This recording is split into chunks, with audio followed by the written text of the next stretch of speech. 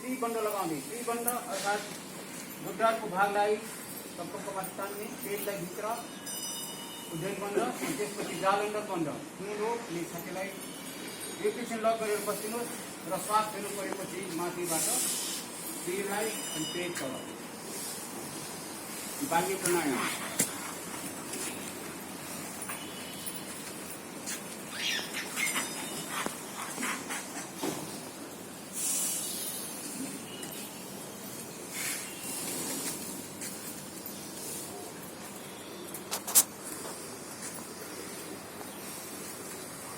एकचोटि बाह्य प्राणायामलाई अन्तिम गरेर विश्राम लिनेछौँ। बाह्य प्राणायाम अन्तिम श्वास लामो तान्नु श्वास पुरा छोड्नुहोस् बुद्धहरूलाई माथि पुग्न तान्नुहोस् मुख बन्द पेटलाई भित्र तान्नुहोस् उज्जैन बन्द जिउलाई छातीमा एकैछिन लक गरेर बस्नुहोस् जालन्धर बन्द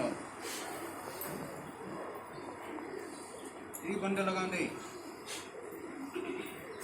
बाह्य प्राणायामलाई पनि विश्राम गर्नेछौँ र यसपछि हामी गर्नेछौँ अग्निसार क्रिया। अग्निसार लामो श्वास तान्नुहोस् श्वास छोड्नुहोस् पेटलाई मात्र सकेसम्म पेटलाई मात्र हलचल गराउनु होला। आफ्नो सामर्थ्य अनुसार पेटलाई दायाँ बायाँ तल माथि गोलो गोलो पनि गरेर घुमाउन सक्नुहुनेछ। आफ्नो सामर्थ्य अनुसार सकेसम्म जिउलाई नहलाइदिनु होला। श्वास लामो तानेर श्वास छोडेर श्वास रोकेको अवस्थामा पेटलाई हल्लाउनु होला। पेटलाई अझै हामी हल्लाउँदैछौँ। पेटभित्र रहेका विकारहरूले अझै हामी निकालिराखेका छौँ।